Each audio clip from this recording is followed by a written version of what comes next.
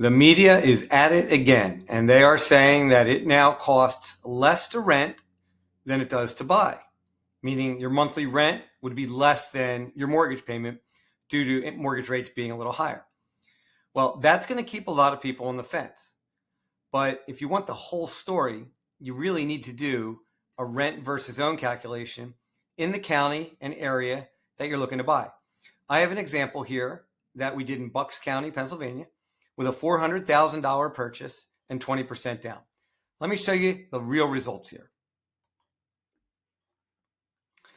So what you can see is if you buy year one, all right, your monthly principal and interest at a rate of 7.5% is $22.37 plus your taxes and insurance.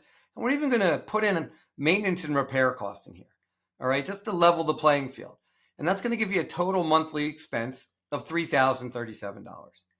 Now you might be able to find a rental in this area for $26.40 plus some rental insurance, which is pretty low, pretty cheap.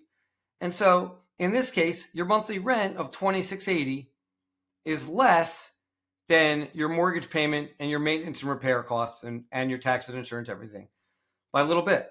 All right. So if you stop right here, then yes, it makes more sense to rent versus buy. If you just want to compare rent payment versus your mortgage payment.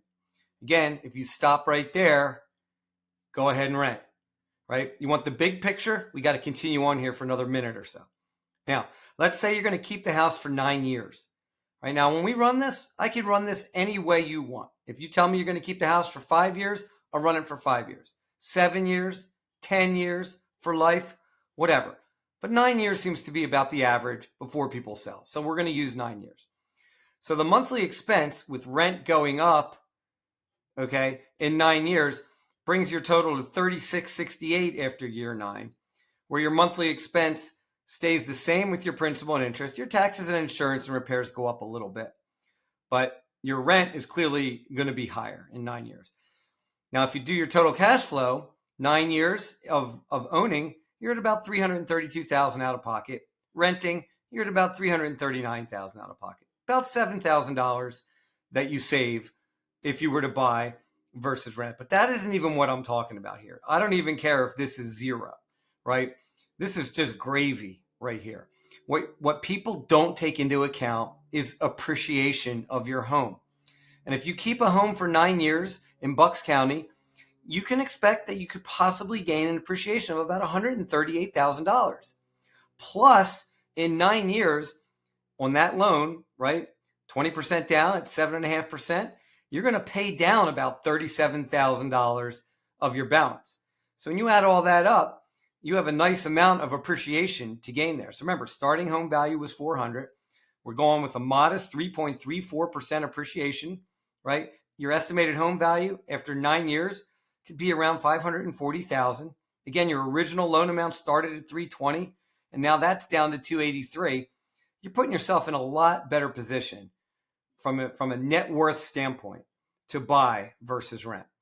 Now, there's a little bit more you can break down on this, and I don't want to get too much further into this. I try to keep these videos short, but there is a cost to sell, a commission that you might have, and so that can reduce your amount of net worth at that point in time.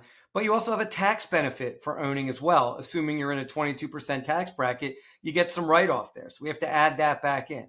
All right, so the net gain at the end of the day is still about $144,000.